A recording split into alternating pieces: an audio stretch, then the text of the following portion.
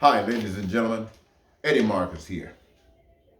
I want to share something with you. It might be beneficial to you as it has been to me.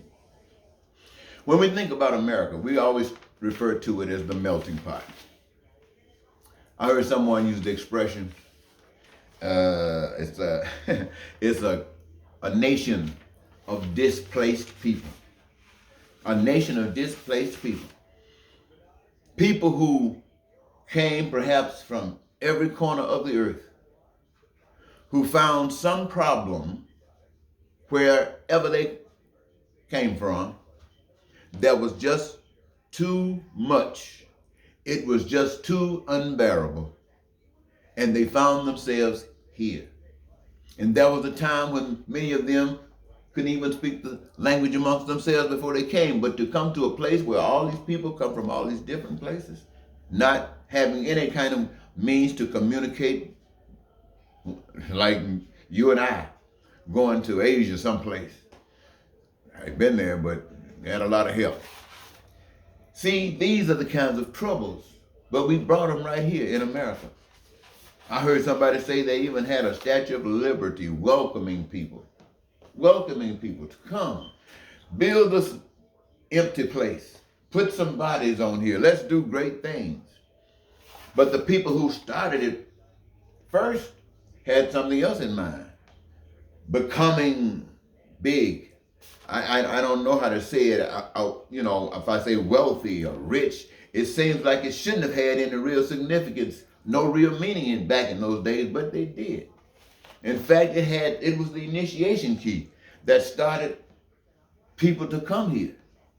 A new place where people can come and not have the oppression of government dictating to them what they must do, and at the same time robbing them and not giving them anything in return. But they can come here and commit themselves and create and build, and this nation was welcoming that. And this is what they were wanting to run to. This is what they wanted to run to, a better life. And then they come here. Usually, now they got to find some way to adjust. And those who are really calling people in, they're doing whatever has to be done to find some way to communicate so that things that they are determining happen. And they do that. But, we got people who come from everywhere. We leave our language, we leave our culture, we leave our religion, we leave everything to start something new. But you heard the expression, you can come from the country. You can take the people out of the country, but you can't take the country out of the people. You can take people out of the hell, but they're bringing the hell with them. And so when they come here, you find a little bit of that going on, So you try to find some rules that would embrace, everybody could put up with. In this country, we want to say democracy. You got a voice here. You can say this and you can say that. Well, anyway, ladies and gentlemen, to make the long story short, you got people here in this country who've been here all this time. And at this point in time, America is going through some trying times, some real trying times, but it's not just America. It's all over the earth. People are going through trying times. And why? It's because the same thing that brought the people together, that brought the people over this way, that came with them, that caused the problems where they were, that caused them to run from the place that they were, came right here. And now rather than fix the problems, they want to run away from the problems by going back to the times when they had that little resistance before they decided to extend some rights. Now, what do you call extending rights? It means that somebody still got the control over you. They are extending to you. Anyway, so this is what happens when we have a nation of displaced people. And everything that you try to do to fix it, it just does not work. It just does not work. Now, when you think about that, you think about that real good. And I want you to think about it because I'm trying to say something to you. Right now, I want you to know that here in America, we got all kinds of people. I've just stated that. Now state it again. And everybody seems to have a solid foot in America, except blacks and people of color. And we want you to know that most of the people that came to America came by choice. Nobody forced them to come to America. They came by choice.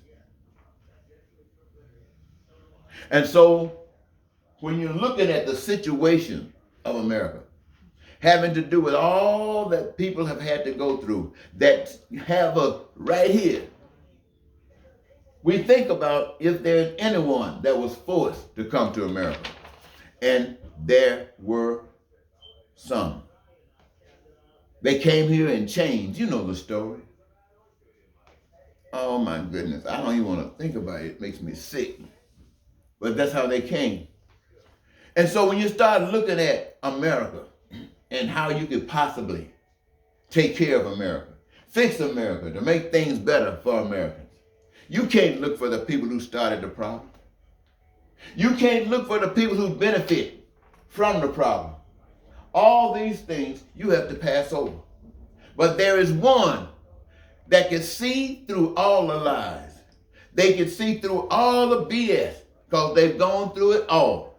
And those are the ones that came over here and changed. They know you. You cannot, you realize you got a few black people that stand with you because they're trying their best to survive some kind of way. They know the truth, but they're trying their way to survive. How in the world can a justice of the Supreme Court sit up there and support hiding information from the people that that person was supposed to have been protecting, and to keep the truth from the people? This justice supports it. How in the world could something like that happen? But it happened. Why? Because in America you got this kind of stuff going on. This is why a person who has gone through the persecution knows, my friend. He might not know that if it's you, or if it's you or yours, but what he does know, she does know, is if it's in existence. If it's in existence. See, the black person realizes that if it is in existence, it's wrong. It doesn't matter if it's not directly hitting me. If it's hitting somebody over there, it's wrong. Why? We know. We've been through it. Every black person is connected to somebody who's been through it. Every black person on the face of the earth, especially in America, is connected to somebody that's been through pure hell. Pure hell. And in the 21st century, 2022, we are sitting here who have been through real hell, watching people trying to march back, thinking that people are going back to hell so they can have power. It gotta be out of their minds. But the black person also knows something that they don't know. See, they are familiar with guns. We are familiar with truth. Truth is what we have. And what we have is that every man on the face of the earth is equal to any man. That all of the resources of the earth that was created by God belong to the people of this earth. Now what they do with it, that's their choice. How they do it is their choice. You can do it in such a way that it has created that which brought us here, or you can do it in such a way that it'll create paradise where we are. But it won't be done by people who don't know the truth. Black people know the truth. And I've been trying to tell you, ladies and gentlemen, for 40 years, I haven't changed the message. How you can have peace on earth, how you can have prosperity and freedom and the joy of your life and your dreams coming true. For 40 years, I have been talking to you about that. You haven't heard a word. All you out there trying to do is how you can scheme somebody else. Look at all the inventions that are being made. Those are gifts from the power that we can't see for the benefit of any of us that want to use it. Not for money. Those are crooks. The people who are blind, who have established life on the process and purpose of taking and calling themselves somebody and trying to put you down. But you didn't know the truth. If you had known, you would have stood up. Wait a minute. You know, I'm going to tell you, let me slow down a little bit. When I ran for president of the United States, I used to be a preacher. And people had come to me, I've read, I've studied, and I've lived.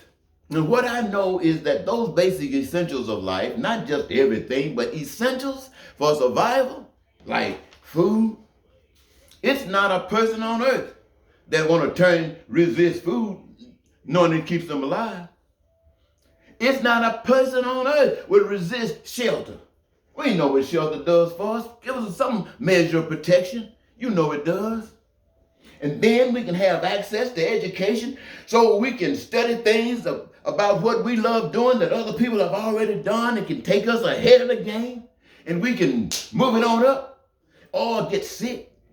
And our doctors have not just looked for any type of little something to hold you until that medicine run out, but to find cures, to fix stuff that goes wrong. And then having the liberty to have a gift that we can use so we can participate in the process of creating everything that exists by the hands of man. We did it, led by a spirit of love. Now, who gonna tell you that except a man who's been through hell, except a people that's been through hell? Nobody else is gonna tell you anything like that. They know nothing of it. But the day that you want peace, the day that you want prosperity, the day that you want freedom, the day that you want joy and your dreams coming true, the day that you want your needs, your wants, and your desires met is the day you will see exactly what I'm talking about. I hope it's not too long. Because there's another thing that's coming at you. And it's about lying and cheating and stealing and killing. You know the story, you in America. You see how it works. You saw the big lie. You see how people grab onto that lie. You know how they spread that lie even though they know it's a lie. It is here. Now you better make up your mind, where are you going? Whose side do you want to be, on the lie or the paradise that you can have, the paradise that you gonna make? Nobody gonna give it to you. Nobody gonna come out the clouds and bring you no paradise. And the way you acting, I can't see anybody snatching you out here and taking you to some heaven. You better get your act together. Well, I got the frustration off. I feel a little bit better now. So I think I'm gonna leave it. I know you're gonna love it too. Until next time, Eddie Marcus say goodbye.